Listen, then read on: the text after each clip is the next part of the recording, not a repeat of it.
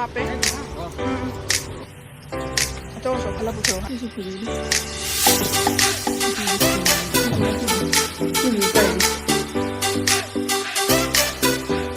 Good morning and welcome back to my channel. Mayam po naman po ay channel sila tara mo. Kayo ni. Ay ma. Kayo na sige daw. Taxi wala. Cab. Nang tawin mo ni dun nung lawi ni. Mayam masih saya askiram tawin dai. Mayam, good morning and welcome back to my channel. Mayam po naman po ay channel sila tara mo actually. Mayam masih saya Sunday ni aba ay Sunday da vlog sembo yan tawdo di pai lite. Ado ay na mamagi vlog to so hagi bani amoy office ki ne plan khara ma thong tai na habdo. Ado paisa thare ai. Ado nang masih saya nursery satli ne aba snake plant je khara yeng ke office ki ne na. Ado ki chance to gai so khara yum bi so khara ye ke khali ni la plan thab si am pa me ma ko lai thab si am pam je bai. Ado mafam lai da bai ne ba marang kai da bai ne ba. To ai na ka siga lai ta bani na kya to ningai mi lai ta to ado na yam na thaba ngam ri ne tha ge de me am thani thaba ya ba ko mafam da lai ba ta ni ko. Ado ni me am hojik se chalu ye ado ai ni mafam da yora ga kai lai ke ba do me am da dum bulak ke mogi ke na se plan se lai ba lo ra ga mogi dum bank to dum thanam doi ne ba ko moi security lai ai moi bank ta mu chala ga plan nu piam doi ni ado ni me am sai chala ga yora ga mu ni ngala mi ko snake plant me am leire asina ne yellow color lang ba okay snake plant ne ba ko ado sina variety me am leire ni snake plant da sina Fajaba hen bani ha 150 na 150 ya to dangor nai ni itu dangor hobo na dangor hobo itu kyo iman dam snake plant to nang pot chu layer to extra eji ado Fajada bani sina Fajaba hen bani sina ne lam ngan bani aba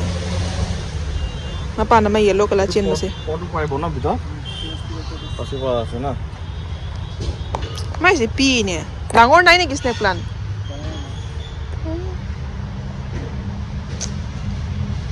masa na to ni mai se kai no nang snake plant ro lo do se to pa lo ro money plant ase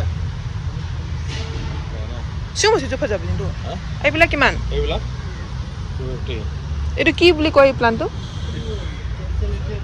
itu outdoor na ke tilai indoor ni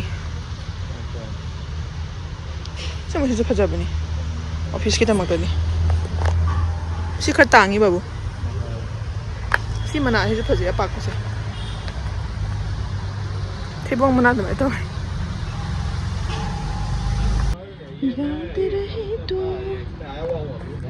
siga su leire budget कितना है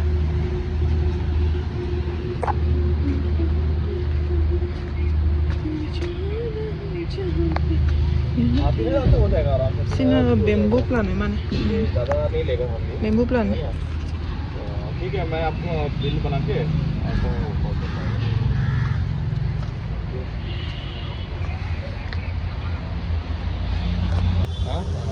250 है रा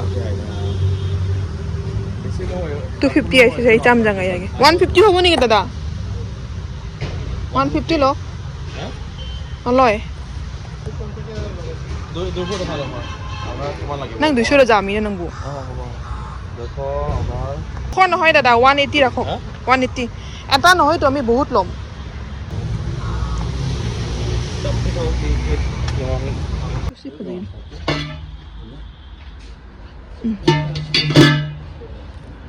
मैं ये pot में हम से Fajada jong में हम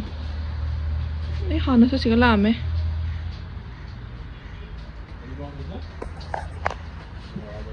Fajada पोट में हम जो ले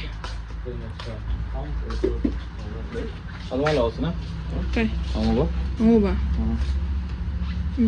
ये ना खबर क्वालिटी जो snake plant dia mau bodoh Fajaba ni le mani jam na ano paper pen to dia malik na ये सब Fajada ada stand ga yaure indoor plant ha ba ge sig Fajane manung da su le mo se cho cho ba se cho cho ba na tani Ôi sao nó tụm na bay nó thang tụm bể mà này. Thì em chào bạn.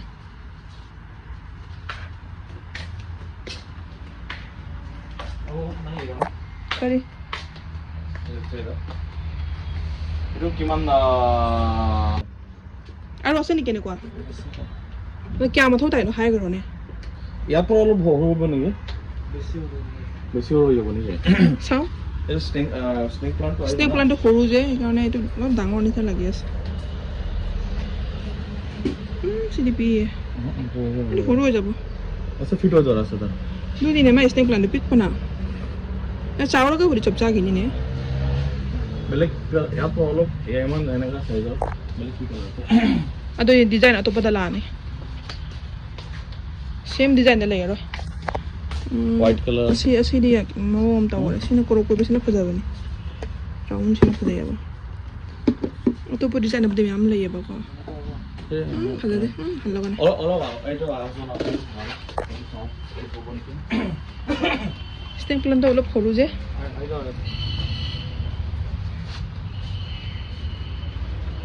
oh sola wana nang stem plan solo de natra जाओ जाने जाने हां 12 खलो देरा हां तरु हां इसने प्लान से अचोबो खनसे छिचो अचोबो खनसे खनसे है यूम की टाइप दा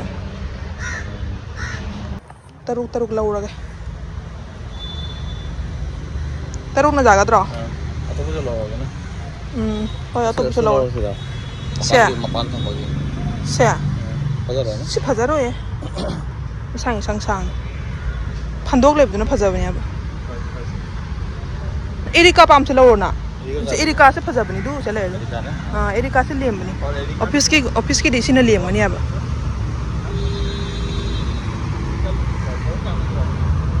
tangi ne erika se 350 ai ni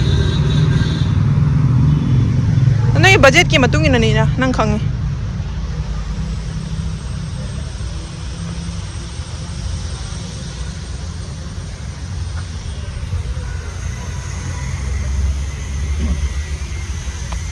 ase jo phade ata kisi ei upor keta kene ko dada ei keta 1250 ni tuna kai na tang bana 1250 ai ni ma thaki sing je kyam tang gan taruk suraba ama ani ahum mari manga taruk gan acho so khala putharo hai me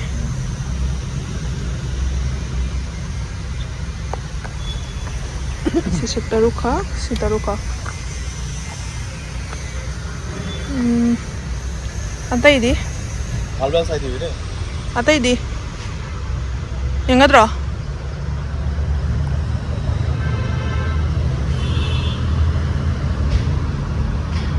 bukan helia cere itu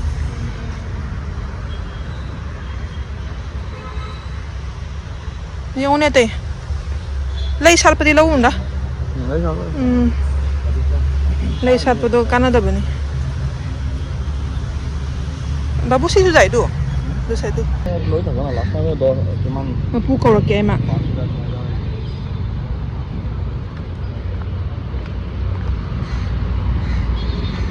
si lay thì cái nấm to lắm vậy đó cái này căng nó tới không mà nào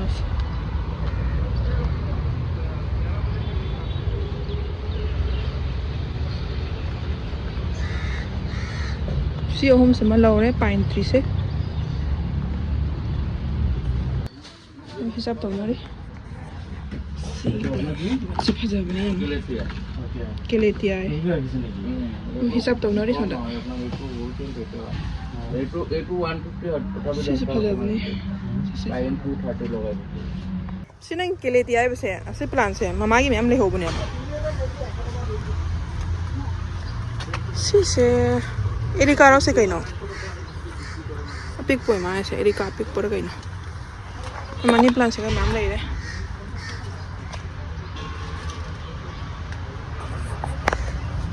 sin nahan mama oi de ne porak podo se leire Nantera si kino heart plan hai bro kaino heart broken ai de si broken broken ai do ki heart broken ai snake plant asin si kino ni ne money plan ni so money plant money plan lo sira plan money plan je khoi mong cha da bani khoi do ai di pa mi money plan se ma lo sira kai asai pot to ka thaba phaja dro bani hangone nu pa do kya no na se leine khoi ada pot di leine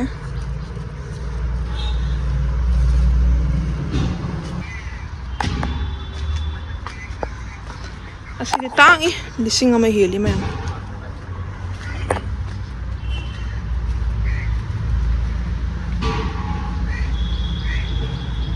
thieng ấy nó có cái giống thế này đâu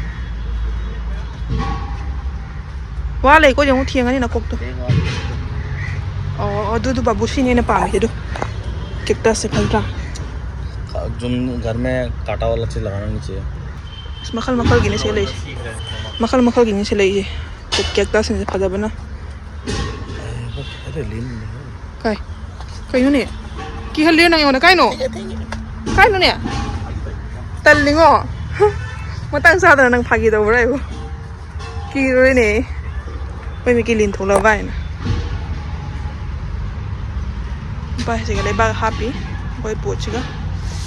poche leire de di pine tree se ahum khol lore snake plant se taru khol lore asi se phade do do ne si one kyam phade do lauro phajaba khan bra phade नहीं ना ऐसा इतना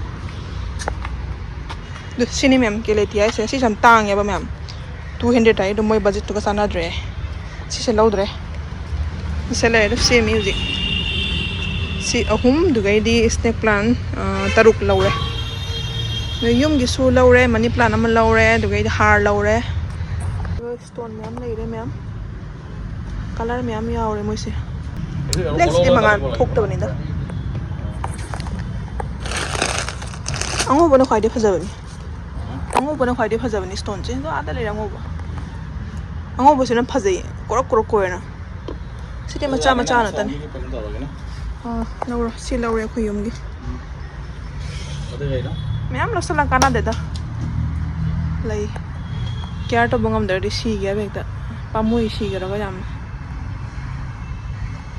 ये ma'am लेबा का हाँ पका पूरा रेडी नहीं मुझे गाड़ी दा हाँ पकी पूरे थांग करे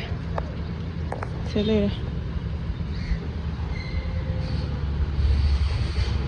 मैम हाँ पे प्रोजेक्ट डायरेक्ट मोगी ऑफिस से चलाने मनी प्लांट असिगा ममा न थमे मैना गिनी में मनी प्लांट से कई मनी प्लांट मोंग सा ले सा वे बया ले तुम पिक न तुम नहीं सुनील मैं आ रहा हूं ऑफिस में हम मुझे कोई लेबर लो रहे ना सही लगे थोक ले बा ऑलमोस्ट 3000 गिनी का ऑलमोस्ट 3025 रुपीस 3025 rupees की oh sorry 3522 अदु गिने फैना लौरी मैम से लेरे मनिंग द होजि मै ब्रांच चली नसे सिंग सिंग पिरा मगा लाक्तोनि ma'am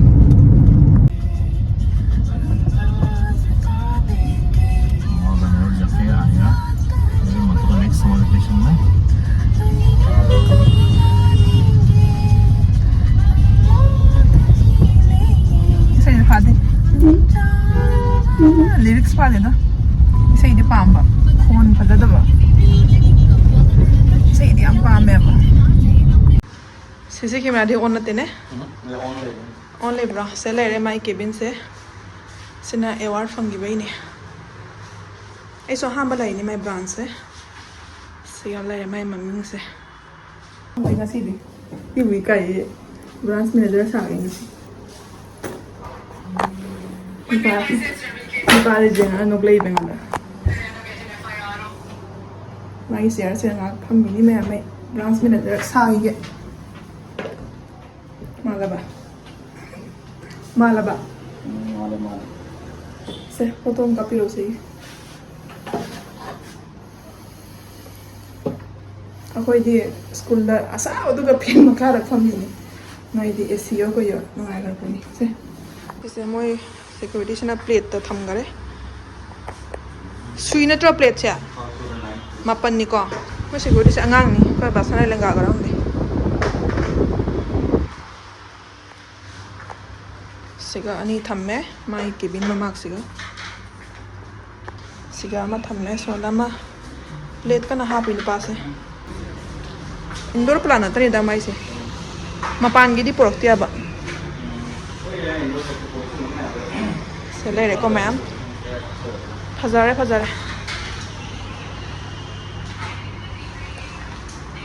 mai leire ko je ko chat na ma tawra ni mai leire sura ba phare chala se khoi khoi lege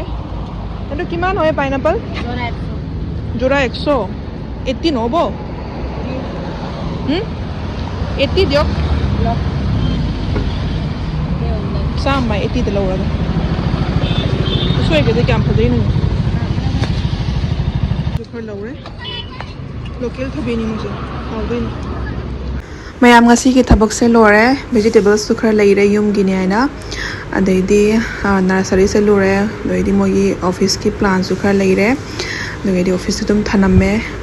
ngasi ki blog se de mata se da dum beselage mayam bye bye